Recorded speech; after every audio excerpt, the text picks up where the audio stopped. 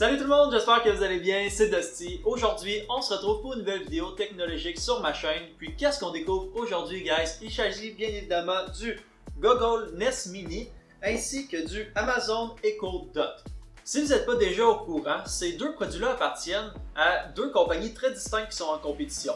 Donc, au niveau du Echo Dot, on est de la compagnie Amazon, puis au niveau du Nest Mini ici, on est de la compagnie Google. Donc, dans les deux cas, on les appelle des produits pour rendre les maisons intelligentes. En fait, ces deux produits-là sont des produits Bluetooth 5.0 qui servent de mini-haut-parleurs, mais qui vont avoir une assistante vocale. Donc, on va pouvoir parler directement à chacun de ces deux produits pour y demander des questions, pour demander la météo, nous setuper un réveil matin, vraiment pour faire à peu près n'importe quoi quand on a des questions.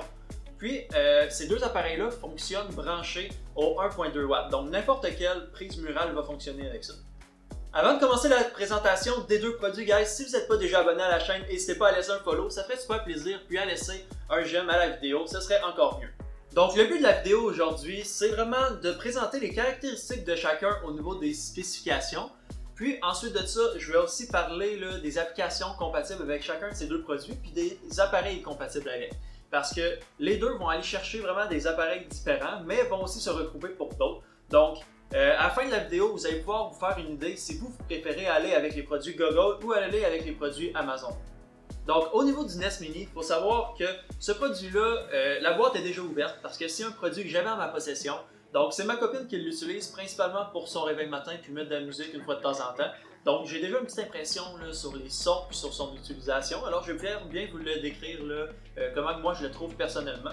Ce que je ne pourrais pas faire vraiment avec le Echo Dot parce que celui-là, je ne l'ai pas encore testé, donc je vais le découvrir en même temps. Le Nest Mini que vous voyez ici, c'est le mini format du Google Home. Donc, celui-là a seulement un haut-parleur intégré au lieu d'en avoir plusieurs puis avoir une bonne qualité de son. Donc, au niveau de la qualité audio, va être un petit peu inférieur à celui-là, mais c'est le petit format qui est vraiment de poche. Donc, on peut traîner à peu près de n'importe où. Il suffit de le brancher avec la prise qui vient avec, comme ça ici, puis ça fonctionne. Donc, le Nest Mini, on peut le trouver dans 4 couleurs différentes, soit craie, charbon, corail ou ciel. Donc, c'est 4 couleurs différentes qui peuvent fitter à peu près avec n'importe quel décor. Il faut savoir que pour les dimensions de ce produit-là, on parle de 3,85 pouces en diagonale. Pour ce qui est de l'épaisseur, on est sur du 1,65 pouces. Puis pour ce qui est du poids, on parle de 181 grammes. Donc au niveau du format du produit, il n'y a rien à dire. C'est léger, c'est petit, puis on peut même l'attacher sur un mur avec la petite prise à l'arrière. Donc pour parler à ce produit-là, il suffit de dire « OK Google », puis il va venir s'activer. Donc tantôt, je vais vraiment faire les tests pour vous montrer de quoi il s'agit. Le haut-parleur qu'on retrouve dans le Nest Mini, c'est un haut-parleur de 1,6 pouces. Donc c'est seulement un petit haut-parleur, mais celui-là est équipé de 3 micros à longue portée. Donc, ce que ça veut dire, c'est que lui est vraiment adapté pour qu'on puisse y parler de loin. Donc, même si vous n'êtes pas directement à côté, mais vous êtes de l'autre bout de la pièce, il va quand même pouvoir vous entendre assez bien puis répondre à vos questions. Puis vous aussi, vous allez pouvoir bien l'entendre, le son est quand même fort. Avec ce produit-là, on a la commande tactile qui peut servir soit pour faire le play, le pause, augmenter le volume, descendre le volume. Donc, on va avoir le tactile sur le dessus du produit directement. Pour utiliser le Nest Mini, c'est pas compliqué, ça fonctionne uniquement avec du tactile. Donc sur le dessus, on peut augmenter le son, diminuer le son, faire play, faire pause, c'est vraiment tout ce qu'il faut parce que tout le reste, on peut le faire avec notre voix. Puis même ce que je viens de vous dire, on peut aussi le faire avec notre voix. Donc au final, le tactile ne va pas vous servir énormément à moins que ça ne vous tente pas de parler. Je vais vous nommer quelques marques compatibles avec ce produit-là parce qu'il y en a une panoplie. Mais je vais vraiment vous nommer les principales que vous risquez plus de connaître. Donc, premièrement, tout ce qui est prise électrique qu'on peut mettre dans le mur pour justement chronométrer à quelle heure qu'on ouvre nos lumières, à quelle heure on les ferme, tout ça, de D-Link, on peut les connecter. On peut directement avoir accès à Spotify si notre téléphone est connecté avec le produit. On peut avoir accès au iRobot. Donc, si vous avez un petit robot qui fait le ménage pour vous à votre domicile, passer la balayeuse, ça fonctionne avec. Donc, vous pouvez le setuper comme vous voulez. Tout ce qui est produit LG en général, on peut le connecter avec. Ceux qui aiment avoir des beaux décors, qui aiment ça mettre des panneaux qui s'appellent des nano-leaf, c'est des panneaux LED qu'on peut appuyer pour changer les couleurs, sont connectés avec ça. Donc on peut lui demander de mettre telle couleur, de changer les couleurs quand on veut. On peut le setuper avec ça pour qu'il n'y ait aucun problème. Ensuite de ça, on peut connecter aussi les lumières Philips. Donc Philips, ils ont une panoplie de lumières différentes. C'est des petites lumières qu'on peut remplacer n'importe où dans le domicile. Donc on peut dire, mets une ambiance rouge, toutes les lumières vont devenir rouges. On peut toutes les connecter directement avec ce produit-là. Puis il y a d'autres marques aussi, comme j'ai dit, qui sont compatibles avec ce produit. Mais je ne vous les nommerai pas toutes parce qu'il y en a beaucoup trop, mais c'est vraiment les principales qu'il faut savoir. Où est-ce que ça va vraiment varier d'un produit à l'autre? On va parler des produits là, directement de Google. Donc celui-là va être compatible avec tout ce qui est caméra de surveillance Google, avec l'écran Nest Hub, avec les serrures intelligentes, les haut-parleurs Google qui sont de plus gros format, puis avec le Chromecast. Donc c'est vraiment les principaux là, que vous avez à connaître qu'on peut connecter avec ce produit-là pour pouvoir l'utiliser quand on veut. Donc on peut dire OK Google, parle-moi Netflix sur le profil de Dusty. Puis ça va nous partir Netflix sur son profil, on n'aura vraiment rien besoin de faire. Maintenant, on passe au Echo Dot d'Amazon. Donc je l'ai déjà vu là, en magasin à quoi il ressemble, mais je vais l'ouvrir avec vous là, pour vous montrer à quoi ça ressemble dans la boîte. Donc dès que je l'ouvre, la première chose que je vois, c'est le Echo Dot. Donc déjà, première impression que je trouve vis-à-vis l'autre, c'est qu'il est un petit peu plus lourd. Donc on a quelque chose de moins léger qui ne va pas s'accrocher sur un mur si vous voulez l'accrocher sur un mur, est vraiment fait pour être fixe sur une surface en fait. Au niveau de l'alimentation, même principe qu'avec le Google, est branché directement à l'arrière avec la prise murale. Ce qu'on va voir qui va varier au niveau du design du produit, c'est que celui-là, c'est pas un produit tactile. C'est un produit qui va vraiment avoir des boutons. Donc, on a le plus, le moins pour le volume, on a le bouton pour justement ouvrir le produit ou l'éteindre. Puis, on a un autre bouton pour le mettre en mute, donc pour pas qu'il y ait à nous entendre si on veut le désactiver tout simplement. Donc, tous les produits Amazon vont fonctionner eux pas avec OK Google, mais avec Alexa. Donc, on fait seulement dire Alexa, puis le micro va détecter notre voix. Ensuite de ça, au niveau des haut-parleurs, on a encore une fois un haut-parleur 1.6 pouces qui risque d'être le même que sur l'autre produit avec Google. Donc, tantôt, on va vraiment pouvoir comparer les deux, le son, à quoi ça ressemble, mais ça risque d'être assez similaire. On a l'écriture LCD à l'avant qu'on peut avoir sur un modèle un petit peu plus évolué de celui-là. Donc, on peut voir directement l'heure en avant. Au niveau des marques compatibles, ça va être 100% les mêmes que l'autre pratiquement. Il va y avoir quelques petites différences avec certaines qui vont seulement fonctionner avec une. Mais si ce n'est pas des produits Google ou des produits de Amazon, ça va être compatible avec à peu près n'importe quoi. Donc, les produits Amazon, eux, qui sont différents de ceux de Google, on parle du écran Echo Show. On a aussi des prises électriques qui viennent directement de la compagnie Amazon. On a le Fire Stick qui est similaire au Chromecast. La différence entre les deux, le Chromecast, c'est qu'il va directement diffuser l'image qu'on a sur notre téléphone, tandis que le Fire Stick de Amazon, lui, on va pouvoir rendre la télé intelligente pour directement avoir accès à Netflix à partir de la télévision. Donc, pas besoin d'avoir un appareil téléphone à côté. Seulement le Fire Stick fonctionne. C'est pas seulement pour Netflix, ça peut aussi être pour de la musique, ça peut être pour des applications dédiées pour ça, pour les vidéos. Donc vraiment, là, il y en a plusieurs pour ça. Avec le Amazon, on a aussi des haut-parleurs plus gros qu'on peut connecter directement à l'arrière. Ça, c'est un petit avantage. Ici, on a une prise jack 3.5 mm. Donc, on peut connecter n'importe quel haut-parleur avec ce produit-là pour justement amplifier le son et avoir un meilleur son. Puis eux, Amazon, le produit qu'ils conseillent de brancher avec, c'est le Amazon Echo Plus. Donc c'est vraiment le plus gros format de haut-parleur qu'on peut directement mettre avec lui. Avant de passer au test des deux produits, il faut savoir que ces deux produits-là se détaillent à 70$, donc les deux sont le même prix. Est-ce qu'il va en avoir un qui fait mieux le travail que l'autre? Je ne sais pas, on va découvrir ça ensemble tantôt. Je viens de faire toutes les configurations pour les deux produits sur mon téléphone, donc je peux vous donner un petit avis là, de qu'est-ce que j'ai trouvé sur chacun. Donc pour ce qui est du Nest Mini, la connexion était facile, il suffit de télécharger l'application Google Home. Et ensuite, sur Google Home, on fait acheter un appareil, on va se connecter à notre réseau Wi-Fi, il va trouver l'appareil, il va le connecter pratiquement tout seul.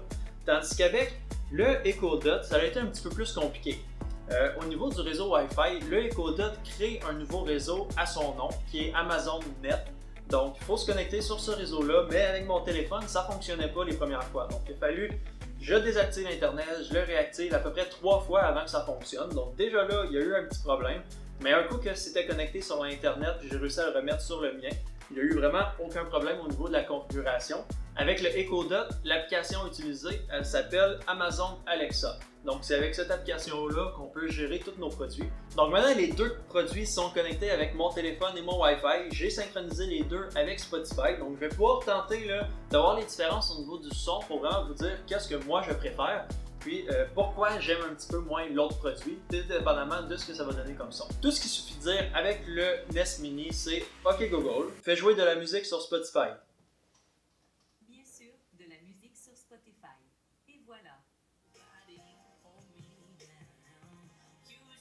Donc le volume quand on fait juste le commencer, il est pas encore hyper élevé, il est assez bas.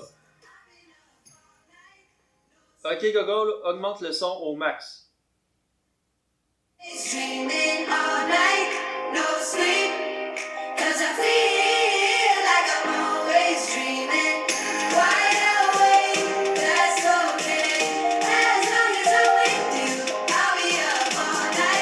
Ok Gogol, pause.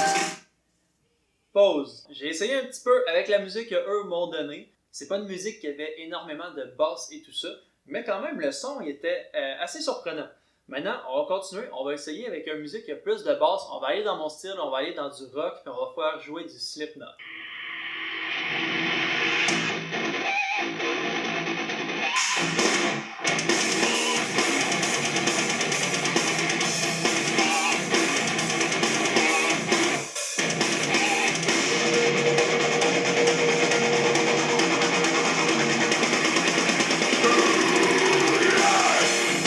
Ok, Gogol.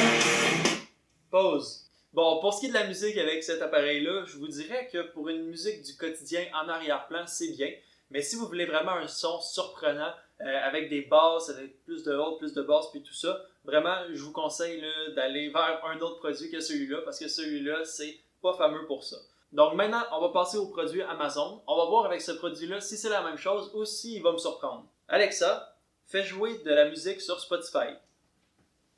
Lecture de musique sur Spotify.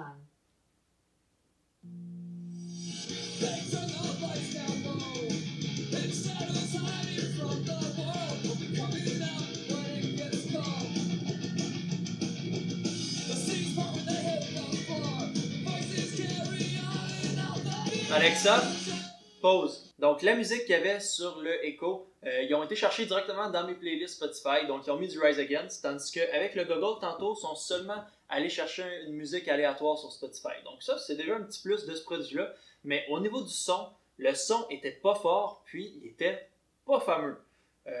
Vraiment, niveau qualité du son, c'est inférieur sur le Echo Dot que sur le NES Mini. Pourtant, on a un haut-parleur beaucoup plus lourd. Donc, je sais pas pourquoi le produit est pas meilleur que ça, mais en arrière-plan, on entendait toujours des boum, boum, boum, qui n'avaient pas rapport à la musique. Il essayait de créer des basses, mais on dirait qu'il n'était pas capable de les faire. Donc déjà là, c'est un petit peu négatif. Mais si je l'écoute en tant que musique d'arrière-plan, j'entendrai pas nécessairement ce son-là, mais dès qu'on se concentre un petit peu sur ça, on l'entend. Donc ça, c'est un petit peu fatigant. On va voir maintenant avec la même musique sur Slipknot, voir les basses, à quoi ça ressemble, pour aller chercher vraiment de la musique plus haute, puis on va voir qu'est-ce que ça va donner. Donc,